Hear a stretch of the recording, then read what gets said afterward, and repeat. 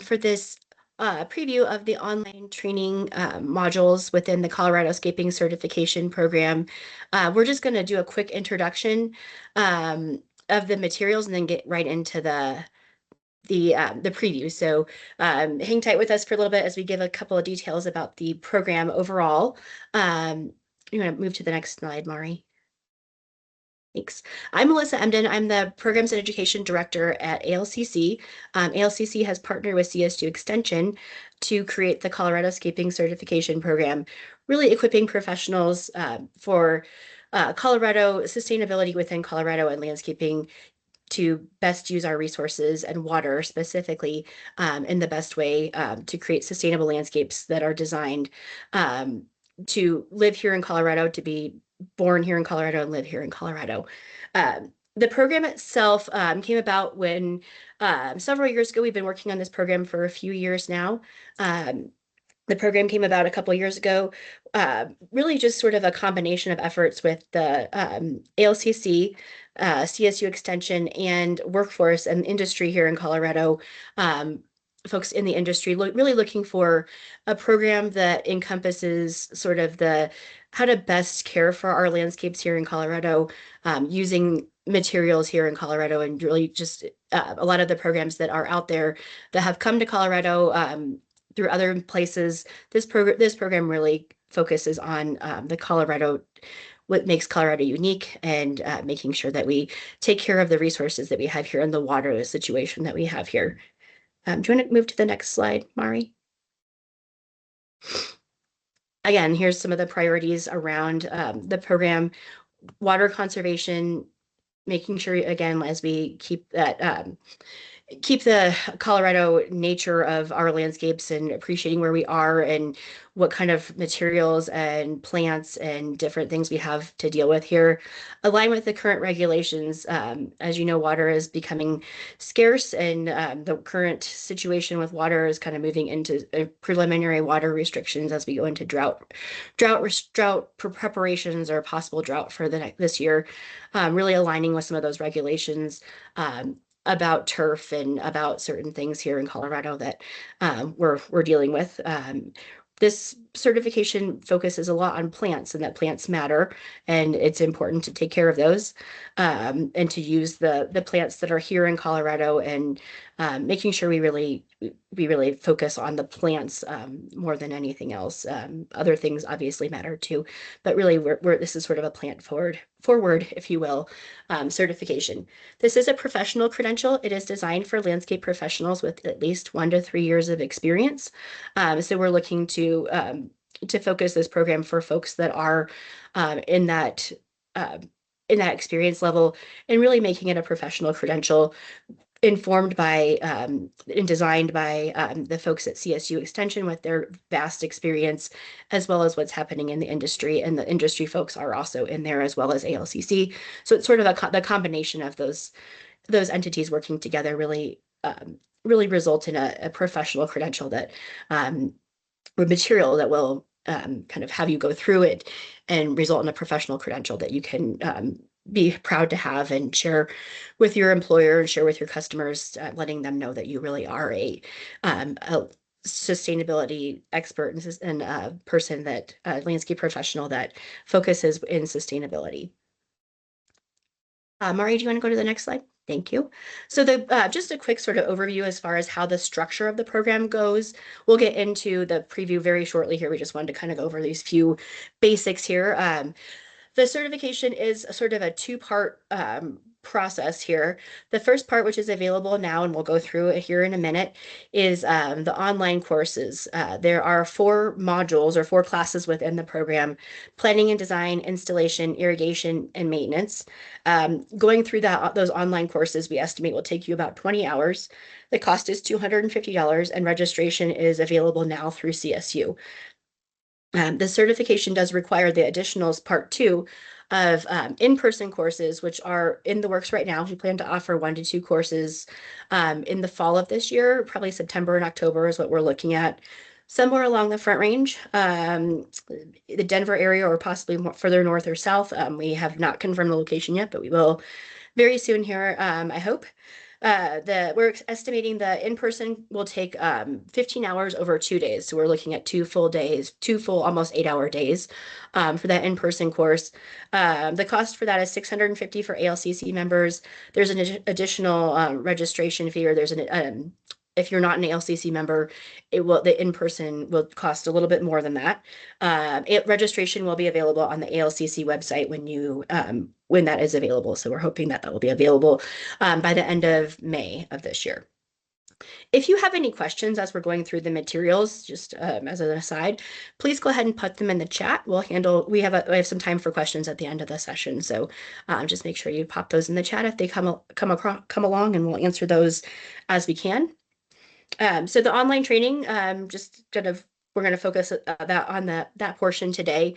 It launched last month in beginning of February, 2 months ago, beginning of February 1st. It is open to anyone. It's self-paced courses, so that you can go through those at your own leisure, or however you want to get through it, or however long you have available for it. They are sold individually, but for the certification, you need to take all four, and the bundle price for that is $250, as I said a little bit earlier. The content is very comprehensive, and again, it's the first step to the certification, the ColoradoScaping certification. So this is sort of the first step, and then that in-person completion of that in-person training will be once you complete that, that will earn you the certification. I'm going to have Mari Ortiz Castro from CSU Extension take over from here, and she'll talk a little bit about the online courses and kind of take you through that preview. So I will turn it over to Mari now. Thank you, Melissa, and thank you everybody for being here. We are gonna walk you through some of the courses today, and some of the experts that actually develop the courses are going to tell you about what is unique, what is important to consider in the courses. We're very happy to be here. My name is Mari Ortiz, like Melissa said, and I'm part of CSU Extension. I am within the program, like in charge of the program management. So I did not develop this curriculum, but I helped them get it to the finish line. We also have Kitty Dunker today, and I don't know if she can come in the camera, but that's okay. At the end for questions, we will also have. And we have our stars also here. That this certification, like Melissa said, is specific for Colorado. Therefore, we needed experts that are with many years of experience. We have industry experts like Lyle Fair and Kyle Miller, each of them in different companies. And then we have representative from CSU Extension, Darren Davidson, she's here, John Morgul, Sheila Prentice, and Chris Hilgert. So these are all horticulture faculty within CSU Extension, and they were really the stars of the show that prepare the content and really understand what is needed for the industry and how it can be applied for this credential. Today we have Sheila, and she's going to share with us a little bit of what it was to build that curriculum and what were some important aspects that the instructors have in mind. So Sheila, if you I'm going to stop sharing my screen, and you can go ahead and tell us a little bit about that. Yeah, absolutely. Thank you, Mari. Hopefully you guys can hear me all right here. Let me know if you can't. But this, as Melissa said, this program really came out of a need that was identified by industry. So this program was born a couple of years ago in conversations that happened, really boots on the ground conversations between folks that worked at landscaping companies in Colorado and folks that worked at nurseries in Colorado. There was conversations that were being had about people wanting really regionally focused training opportunities. As we know, Colorado is a very unique growing environment. We have unique conditions here that we deal with. And there really felt that there was a gap in regionally specific plant-focused training programs that were available for these professionals. So that gap was identified. Another piece of this was our landscapes are going through a transition period here in Colorado. We're moving away from really Kentucky bluegrass heavy landscapes of the past and moving more towards something that looks a little bit more like a ColoradoScape, right? What we think of as low water use, diverse, colorful, but going to be low resource inputs for these landscapes. And so we saw a need to upskill these landscape professionals on how to maintain and how to install these landscapes that look very different from what they had dealt with in the past. So that opportunity presented itself, CSU obviously being the expert and having the science-backed resources, it was a natural connection to make with ALCC to host this program together and create something that can be really Colorado tailored, regionally specific, and have a hands-on component as well. So that was kind of where the program was born out of, and I think it's an excellent opportunity for us to upskill some of these folks that are really eager for the information and the training and get them to the next level. So thank you. Thank you, Sheila. And if you have any questions about the content itself, those are the people that you want to reach out. They're in Sheila, Lyle, John Morgan, or Chris. And let's go into why you're here, which is want to see the courses. I'm going to walk you through one of the courses first, that is going to see like how the learner navigates through the courses, and then we're going to go into each of the courses and I will show you what's unique about the content, and if you have any questions then we can go ahead and describe. You can ask in the chat and we will be able to walk you through any of those part of the content. So the first thing that you're going to see once you signed up, and this is Canvas. This is our online learning platform. So you are going to see, because everybody's going to be taking the certification, is to take 4 courses. So then you will see all the courses in your dashboard. And once people register, they always will receive the username and password, and this will allow them to access Canvas. So we're going to go into the first course here. That's like Melissa mentioned before, is planning and design. Mari, excuse me, are you sharing your screen? Yes. Okay. Can people see it? Sorry. I can see it. I can see it, Mari. Yeah, I got it a little bit bigger. Okay, thank you. Oh, sorry. Thanks, Lyle. Okay, so so ColoradoScaping, planning and design. So you know this will be the first course, and technically people can take the course in any order, but we recommend it kind of like in that regular transition of you first plan, design, then install, irrigation as well, and maintenance last. So each course kind of built onto each other. You're going to see this. This is the homepage for each of the courses, and this is going to look very similar in each of them. You're going to have 3 tabs over here. The Start Here, Modules, and the Canvas Help. And down below is going to have kind of the table of contents or the modules. So you have 2 ways of navigate. You can either click on the module itself, or you can go into the left side of the screen and just click on modules and go from there. For the purpose of this overview, we're going to click on Start Here. And this page will always look similar. This is where all the information about the course is going to be. So we're going to start with the ColoradoScaping certification, what it is and what Melissa just mentioned to you. It will always have an overview video that will walk you in 2 or 3 minutes. Okay, this course is going to talk about, this is the introduction video of the whole thing, but we are also going to have an overview video for each of those courses. It will then show you the overview of the course and the objective for that particular course. And like I mentioned, this overview video.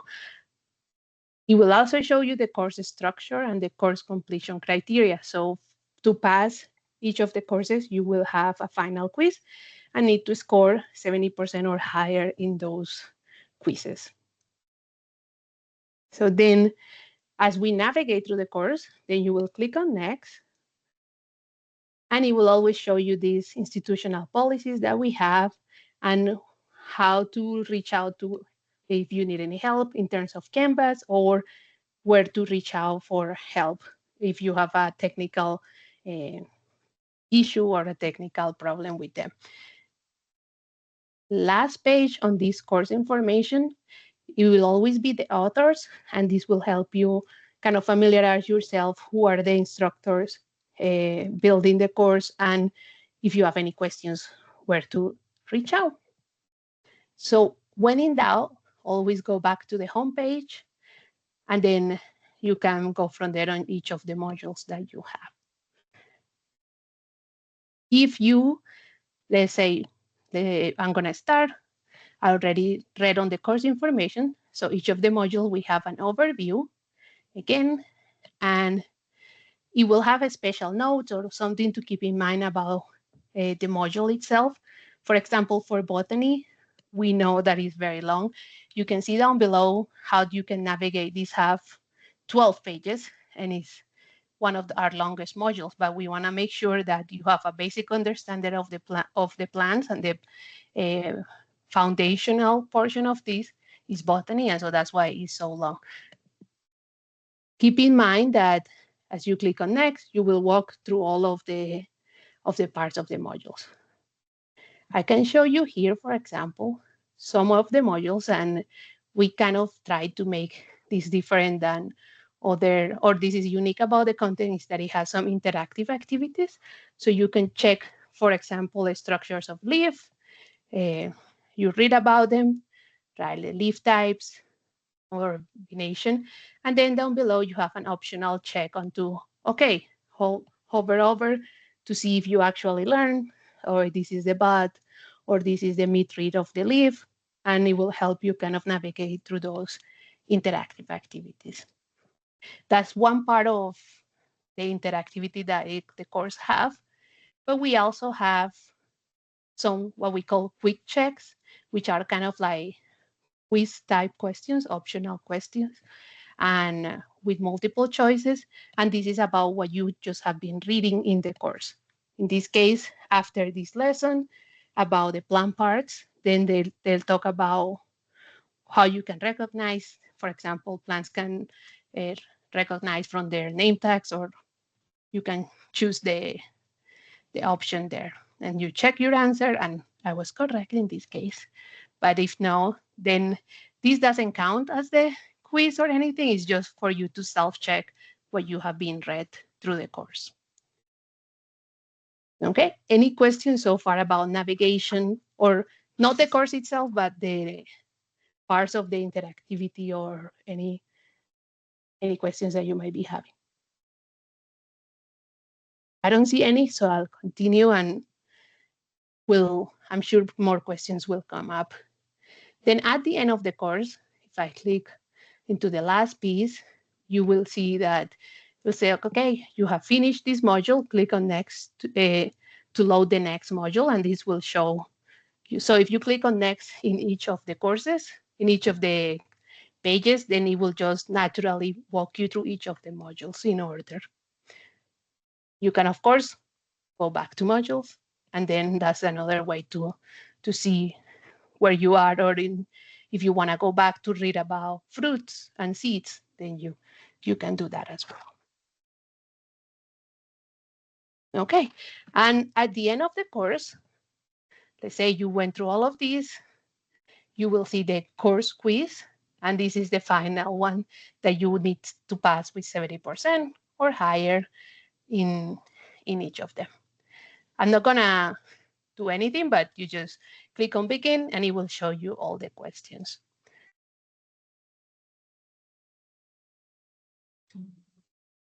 So each of the courses have the same structures. They have an overview, the modules, and then at the end of the course, you will see the quiz. I'm going to click on return so that they don't save my progress. And then last thing is that they tell you, okay, you completed this planning and design, what comes next? So it is telling you ready for more, continue with the ColoradoScaping installation course, and so forth. I go back home, and I'm going to walk you now through some of the content that's unique about this particular course, planning and design. And this course was really focused on the plants, like Sheila and Melissa said. So is heavy on the plants and how we can use the plants to have thriving landscapes. One of those, we have a module on plant palette. And this module will give you some examples of what plants to put under certain conditions. So for example, if we're talking about dormancy, or how to choose plants based on the drought avoidance and as a dormancy strategy, we can choose lavandula or Roshan says some examples. What's unique about this course or this material is that it not only have the picture, but it also have the characteristics or descriptions about the plants, so you can choose from them and see what pictures in terms of the flowers or some of the leaf that this might be having. Some of them also show you some of the examples for low maintenance for in this particular case here. And like I said before, knowledge check questions at the end of that particular lesson. Something that is very unique to this course is that the instructors put a lot of effort into creating these plant resources or additional resources. The idea is that you have this document and you can print it out and take it with you. Let's say we click on the trees, and it is basically a PowerPoint presentation, but it has pictures and also the description of the plant. So for this box elder, for example, you have how the leaves are, the flowers, the fruit, as well as the pictures of that particular plant. And it's divided in terms of the classification of those plants. So it's kind of unique to have them at different points and at different time of the year. All of these pictures were very hard to find, so it's kind of nice to have them all in one place for this content. Another thing that is different about this particular course is that we focus, and I'm gonna go back to the modules. So we have a module on botany, module on the plant palette. So how do you select plants based on what they require and what then the conditions that you have. You have a module on native plants by itself, and we have examples again on like working with native plants. What are some education tips that you have for when talking to clients about it? Like if people tell you, oh, native plants look messy, well, you can talk to them about, show them examples, like some of the suggestions that you might be having. And these are other ways that they can interact with the course. Again, with native plants, we also made sure we included a lot of pictures so they can see them at different stages and some of the plants that were here, well, for Colorado. Any questions before I continue into the second part of this course?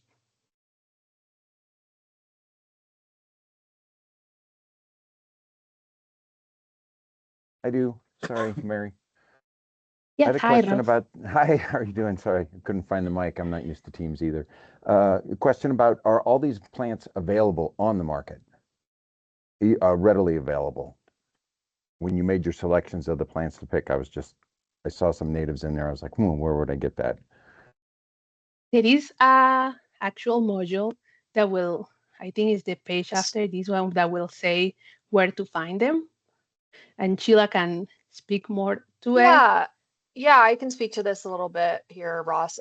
So yeah, definitely a challenge. There's probably maybe some natives mentioned in there that would be not as easy to find commercially, but there is some resources on where to source native plants. We leaned heavily on the Colorado Native Plant Society and their resources that they have online for where to source stuff. There's a little bit of information about, you know, really like specific, like, let's see, where is it? I think that's what I was trying to find too. Yeah, so I think there's a little section about this one. Remember where in here, but online resources. Yeah, so there's definitely links to the Colorado Native Plant Society where there are some resources for finding native plants, but there is a section in there that discusses the challenges with sourcing native plants. So to answer your question, I think there may be some that are not commercially available, but that is addressed, and it is mentioned that that is something we deal with here in Colorado. Oh yeah, is this some of the ways? How to find some of the ways how that to find native plants. Yeah, exactly. And there is conversation about like contract grows and planning ahead and all that business as well. Yeah. So this one was the one I was trying to look for. There is information on how to find them, the directory, and growing them from seeds as well. into that. And this is a nice segue because the next module that we have is on design. So this module in the course is going to focus on why design matters, what are some key principles that every contractor should know about designing. And one of my favorite ones that I really enjoyed reading about was the common disconnect between design, installation, and maintenance. And this is also a unique part of the course that it combines them all into see how you can have examples and then kind of find solutions for those issues that they might be having. And then what can you do about it? And some of the reflection points of like what happened to that project or why was the project not successful as well. Okay, and the last module that we have in the course in itself is about Firewise, and they talk about the home ignition zones and what type of plans, of course, are what you should be doing to manage Firewise and have landscaping for fire resistance as well. So explanation of the zones and what can you do about it, as well as some examples of plans and things that we need to keep in mind. Okay, I'm going to go back to the home here into my modules. And then if you have any particular questions on the content or that you would like to revise about this course, I'm happy to answer. If not, we can go into the second one. I have a question, Mary, again. Yeah. Sorry, where did you get the, looking through the Firewise stuff there, do you address urban settings versus more foothill settings where the properties are larger? You mean like living in the city versus? Right. So like a lot of those zones are, for certain plants are actually where other houses are in the city. So that was my question. I mean, if that was addressed in here or looked at or mentioned. Yes, it was mentioned, but it was not right there in deep. Yeah. Yeah, I Marty, think it mentions back up. overlapping zones. If your houses are too close to each other, you might have to share an intermediate zone because your neighbor's house might be less than 30 feet. So I do believe it's mentioned. You were right on it, Marty. Yeah, sorry. Somewhere. Yeah, there, here. a group of structures is only as protected as it, yeah. So it addresses that.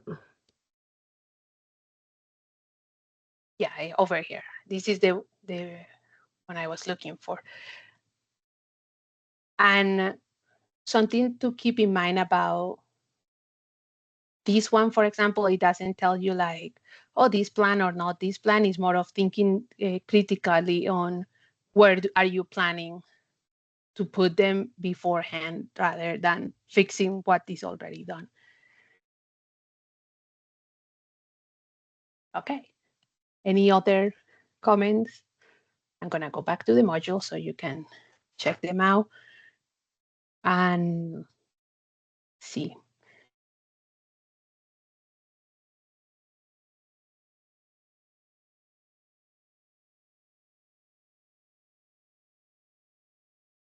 Okay, I don't hear anything, so I'm gonna move into the course 2. And how you do that, you can either go to your dashboard and click on course 2. So this course, particularly installation, as name says, is focused on planting site considerations. What are the considerations for soil, the amendments, some planted success. So how do you plant trees, shrubs, perennials? But not only that, but evaluating plant health. So what are some considerations before you actually arrive into the site and put the plants in the ground? So what are some of those considerations? Something particular about this course, and this is not the website I want. This also keeps in mind the reading the landscape plan. And this is also kind of, we're coming from the first course that it was all about planning and design. And there is a module there talking about the disconnects, and we talk about the planning. So now here they put it into practice. So they read landscape plan and how you can apply it to your projects. So what is it, some of the symbols, and some of the activities that they might be having. Then this is particular about this course. It talks about implementing the plan, so not only having the plan, but what can you do about it. And it ends in this lesson in particular, having kind of like an installer field checklist. And this, similar to the additional resources for course one, you can print it out and take it with you into your project or into your work. If I go to modules, I'm going to show you some of these modules over here. I will not go through the course information since it's like pretty much the same as the first one. But I wanted to show you that this is divided by planting site considerations. So what are some considerations that you need to have, as well as the soils? So if you find that you have a clayey soil or a loam, then what can you do about it? It also covers planting trees and shrubs, some of the steps, and the evaluating plant health. I particularly like this course, or this at the end of this course, they talk to you about, well, if you are going to a nursery or if you are going to buy some of the plants to put into the project, what are some aspects? Is the plant healthy? Does it have any medical history, how we call it? Like, is the plant sick since you buy it, or it got sick after? And then looking at everything into the plants, what's normal or not. And some of the, check all the angles, some of the recommendations. And this goes at, like, we're talking about sustainability and sustainability in our landscape, but also sustainability of the businesses. So if you are setting yourself since the beginning for success, choosing the right plants at the right stage, then you are probably more likely to have a successful project, and you will have happy clients. This is some of the parts that they are talking about here. And then what are you paying for? And again, those knowledge checks. You will see additional resources in almost every one of those modules. Any questions? I'm going to go back to the modules and show you if you wanted me to show you anything about this particular one.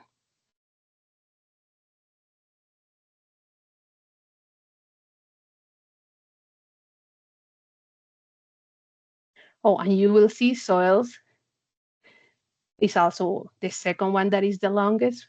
And we try to give you the information on how to make decisions about soil amendments or plant nutrition, fertilizers into that.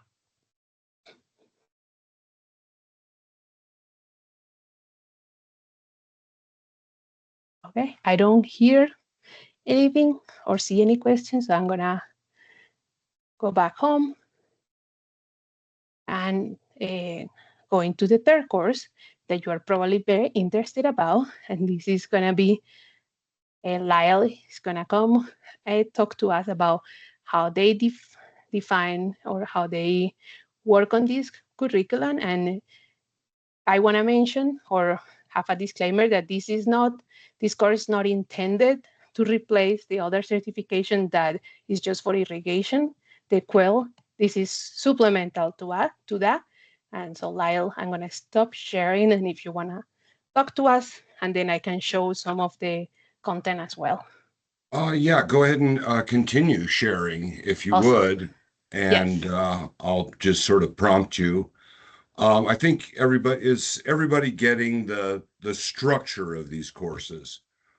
In this one, we go through really some similar pattern here of planning and design, and then installation, maintenance, retrofits, which I think will be a hot topic this year, where you can either make your system more efficient, or we discuss also conversions to xeric, where the intent would be to reduce high water usage lawns or areas that aren't utilized for activities, and heading more toward a xeric presentation full of plants or a low water use planting.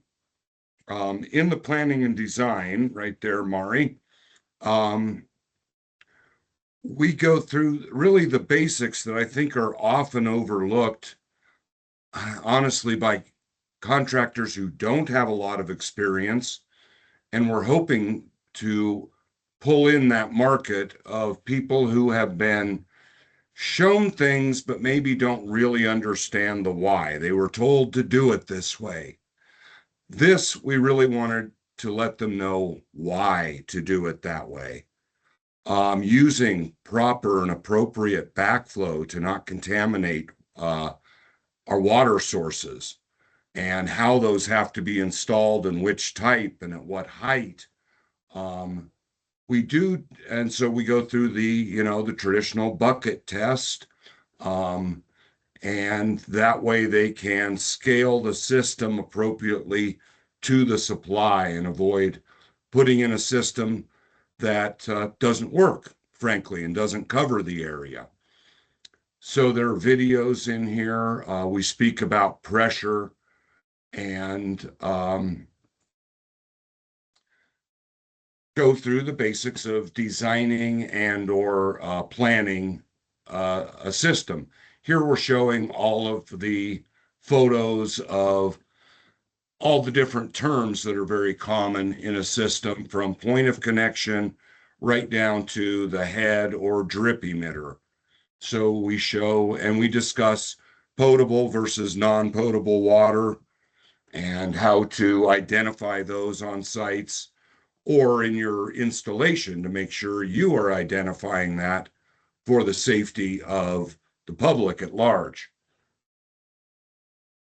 We do discuss, methods. You can certainly hand dig your system. You can use a trencher. We discuss head spacing and formatting of heads for different areas and spaces, which nozzles to use. And really, one of the common things we always ask new people, or frankly, very seasoned people, how many heads can you put on a sprinkler zone? And frankly, the answer is don't know. It's all about the nozzle and the output of the water. So we go through this math without getting, I think, too bogged down in it. We're giving people enough information or pointing them in the direction of where to go to learn more, to at least know the questions that you should be asking. And again, the quick checks at the end of the sections, and try to walk people through a safe and proper installation of a sprinkler system, as well as then the maintenance of it and upgrading, which we do discuss using smart controllers, controllers that are tied to the internet and can adjust based on environmental conditions and all with the background of efficiently applying water where we want it, and more specifically, where we don't want it, on hard surfaces or going down drains pointlessly. And also then, when it's raining, we really don't need the water. Let's take a day or two off. So that's what the smart controllers can help integrate, is that weather information in case you're on a vacation in France. You can be rest at ease. Your system at home is doing intelligent things based on weather. That's a very quick overview, and I'm watching our time here and want to make sure we leave time we do discuss audits very briefly. Simple audits, I would call these. Certified auditors go through a week-long preparation and testing to be certified. We wanted to give people at least the basic tools to conduct a quick audit of a zone or two. So, we were kind of walking a line of how deeply do we get into some of these topics. But in all cases, we point them to, whether it's irrigation association or the certification programs that are available to up their game if they find that that's what really trips their trigger. Then we can let them know where they can go to get more and better and even fuller education. Because with all of this, we've kind of crammed a 4-year degree into, a 20 to 30-hour course. And that's a big shoehorn. But we feel like we've done a good job with that overall in these modules. Kyle, we had a question come through in the chat Yeah. from Eric Olson. Can you briefly explain the converting of zones? Is it within the valve box or outside the box, intercepting the lateral line? Converting a zone from turf to drip, you mean? Is that what you were asking, Eric? Well, that would be the answer on that would be both.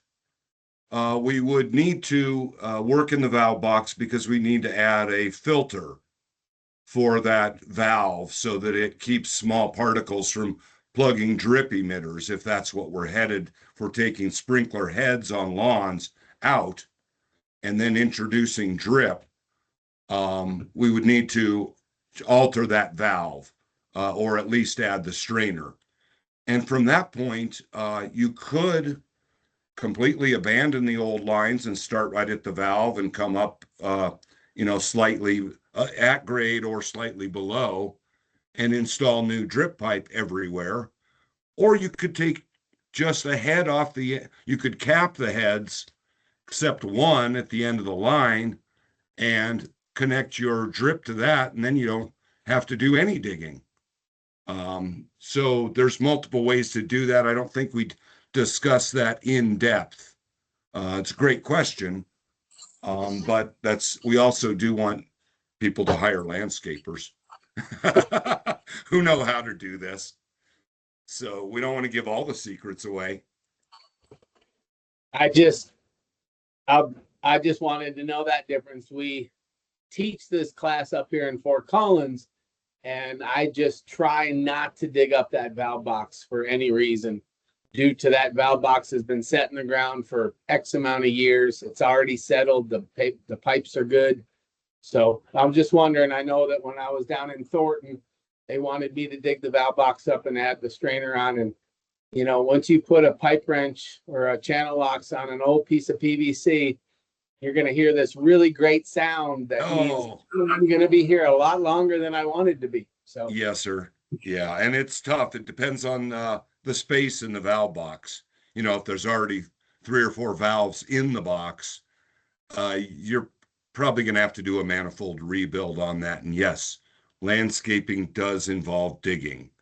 The other thing, a big concern is when you dig a valve box up, there's wires down there and they tend to get nicked and you create more headaches, like you said.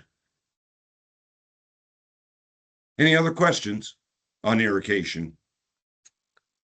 There was one more question. It's more of a general question, which I Yeah. can certainly answer. Is each online course expected to be 20 hours? Is it the total for all 4? The intent is that all 4 will take you a total of about 20 hours, but really your experience and however you want to go through it will depend on that. So we have had Mari and I were talking before we started here, and we have had a number of people get into the program and have a couple people that have completed it. And the hours that they're taking, it kind of depends. So we had intended this course to take about 20 hours. So that's really, but I don't think each course will take you 20 hours. It's sort of the all 4 of them together, the planning and design, installation, irrigation, and maintenance together was intended to take 20 hours. But there's no Yes, limit or and pressure either. You some can courses might take savor it. more. Yeah, you can savor it as long as you wish. Yeah, you have access to it for after as long as you want as well. If there's certain parts you want to spend more time on, you're welcome to do that. Yeah, and you have access to this for 1 year from the time you register to complete them, and for the recertificate for the not recertification for the in-person class, it will depend on when the classes or what the in-person workshops are running, so that we're gonna group together everybody that has finished, let's say by, if the classes are done in September, everybody that's done by the end of August, then it will go into this cohort type of model for the in-person classes. Okay, thank you, Lyle, so much for, I couldn't speak about irrigation better than you that have more than 50, no, almost 50 years of experience. So thank you for that and for Ouch. all your knowledge. Ouch, Mari. You said that, not me. No, I'm glad to. The Thanks. last, A little more than and me, then the Lyle. last, That's good. yes, you all are a wealth of knowledge. So we're trying to make these sorts of credentials or certifications for to for you to have a legacy on all this content and apply it for Colorado conditions. The last course that we have is maintenance, and I have less than 10 minutes on with questions. So I'm going to focus on some of those aspects that I mentioned that are unique about each of the courses. In this course, we'll focus on why is maintenance important, so always going back to that design plan or why does it matter. Then this course also focus on integrated pest management and how to create an IPM plan. It will go lastly into management best practices. It will go to lawns, trees, management, like the best practices based on those type of plans. Let me show you here an example of what I was mentioning of why maintenance is important and the site evaluation and monitoring. What are some aspects to keep in mind for that? And this is just an example of key steps that you need to do for a site evaluation. Okay, and our instructors also talk about adaptive management and how do you need to change based on what you arrive onto the site and what are some aspects to consider. And the principles of planning, implementing, monitor, evaluating, and adjusting based on those changes. I also mentioned that we talk about IPM, and this is with a lens through the diagnostic process. So it of course covers the diagnostic process and what's normal versus abnormal on the plan, what are some symptoms and signs. And I particularly like that for the most common symptoms, you have the explanation. So, you have the definition of the symptom or the sign, and then you have a picture that will be describing some of those kind of associating that to a picture. And same for the signs, fruiting bodies or the ooze, and for abiotic problems as well. So it not only goes into the design, but it also goes into what can it grow from. The last piece of this information, I'll go into the modules and the maintenance best practices. It talk about lawn care, tree care, herbaceous plant care with management, and it kind of like ended up with the theme for the entire of the courses is water conservation and how we can make better decisions that will ultimately help conserve that resource, in this case, the water. Okay, the last course also have a course survey right before the quiz, and we will appreciate if you encourage everybody that will go through the course to complete it so that this course can be adjusted. And since this is the first iteration, we are really paying close attention to that. I'm gonna stop my screen and share my last slide before everybody has to go. And if you have any feedback on the course content or you are wondering, did you include this or you didn't? I will appreciate if you can fill this short survey by the end of next week, so by April 17. And we're going to gather all that feedback and make adjustment to the courses based on that. I will put the link in the chat in just a second, or you can take a picture of this QR code. Any questions There were a couple or of questions that concerns? came in on the chat that I just thought I'd read aloud just so we can capture them for the recording for folks that aren't able to attend here. Kyler asked, who is teaching the hands-on classes? Well, Kyler funny, is. yeah, it's like funny you ask. We are going to be soliciting or folks to work on the hands-on workshops. So be watching for some information on that. We're kind of putting the hands-on tests or hands-on pieces together at this current moment. So the hands-on workshop, in-person workshops will look a little like bringing some of this information to life. So we've talked about the first module or the first class was planning and design. We've talked about having some plant ID, plant selection, soil evaluation as part of that in-person training, in-person workshop. So it really some of the stuff that are in the hands-on or in the online will be expanded on into in the hands-on.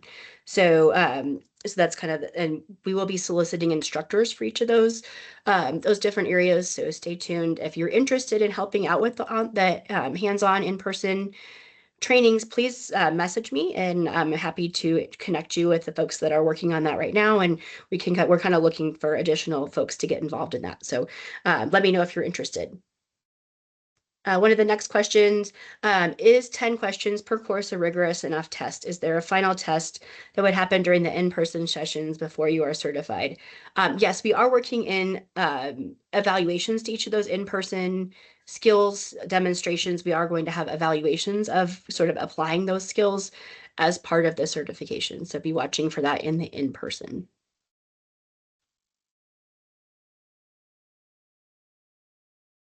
Looks like the survey is asking for information on the curriculum. Can we get access to a deeper dive on the content? I will defer that to the CSU folks. We did allow folks the opportunity within the last month to get into the modules and review those. So this preview was sort of intended as a one final way to kind of allow people to get access to the content, but there isn't I'm not sure if there's any opportunity to further dive into the content after this, but I'll defer that to the CSU extension folks who are managing the online piece. So I will answer just to complement what you said about Scott's question. I mean, about the 10 questions. We try to make those 10 quiz questions very comprehensive of the entire course. And like she said, in the in-person, we will complement and it will be a skills-based to pass that certification. For Lisa's comment, well, I don't know if you received the email, but I know Ross did because he was there. You all had a hidden free link that you could get access for a month to the course and look at it. And unfortunately, it's out of our hands because it's like through CSU Online and that's closed. And that's just like how the registration works through a semester. So we cannot add any more people with that free. That you can check on it if you want to pay the $250, but we don't have access to that free link anymore. I would just say then that the survey, if you're basing the survey on the presentation today, I would ask different questions. Because it's like, how would you rate this course? I don't feel like I have enough information to give you answers on your survey, I guess is why it prompted me to ask that question. And I missed that date by a day or whatever. And so I was just curious if there was a way. Oh, yeah, to that's get in okay. there, And you don't have to answer any of those questions specific. It was more at the end. There is a question of like, could you provide any feedback on what you heard today? I think that was what the survey was going for, but this was the survey that was submitted. Like everybody will submit this at the end of the course. So that's why we try to put all the information in one page. I think that was the reasoning behind to put the same link. But if you have any comments, please feel free to email us. And I know you have indirect communications with Darren and a lot of the subject matter experts. Any other comments or questions?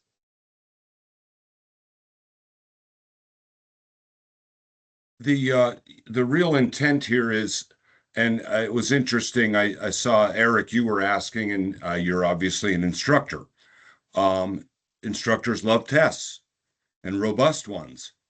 The spirit of all of this is education as opposed to pass fail. We want to provide a portal for people to learn these things and for a year be able to return to them to continue that education, plus the links to additional resources, and whether that's, within Colorado, just small organizations, or something like CSU, where they want to continue their education and really get into it. The same thing with the hands-on. Our previous certifications at the national level had hands-on testing, which was very subjective based on they didn't like that. And so the spirit of this is not as much a test as training and education, and hopefully to provide people with the platform to continue that education beyond the scope of this. There are many opportunities for people to gain more knowledge. So this is to spark that interest in learning. Often in landscape, I'm on the installation professional side of things, and we constantly hear, well, it's common sense. Anybody should know this. Well, that's only true if you're a landscaper. And so providing people with this basic education at least brings them up to that common sense level, to then let them springboard into whether they love maintenance or irrigation or propagation and growing.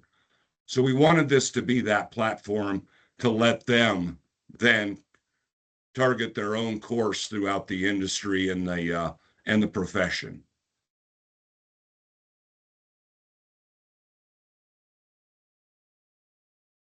I don't think anyone else could say it any better. So thanks, Lyle.